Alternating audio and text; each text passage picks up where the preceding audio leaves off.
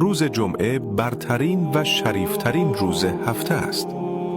پیامبر صلی الله علیه و سلم فرمودند بهترین روزی که خورشید بر آن طلوع کرده روز جمعه است. از این سخن پیامبر برداشت می‌کنیم که چون روز اجتماع مسلمانان برای نماز جمعه و ذکر خداست، در این روز ساعتی وجود دارد که دعا در آن رد نمی‌شود.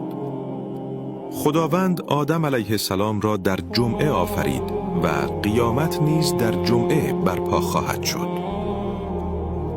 چه چیزی در روز جمعه سنت است؟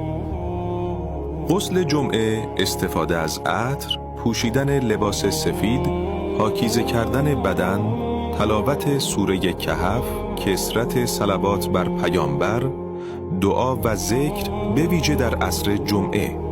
پس جمعه برای اهل سنت روز عبادت، اجتماع و برکت است. فرصتی برای تازه کردن ایمان و نزدیکی بیشتر به خدا. کامنت: اللهم صل علی محمد و آل محمد بذارید.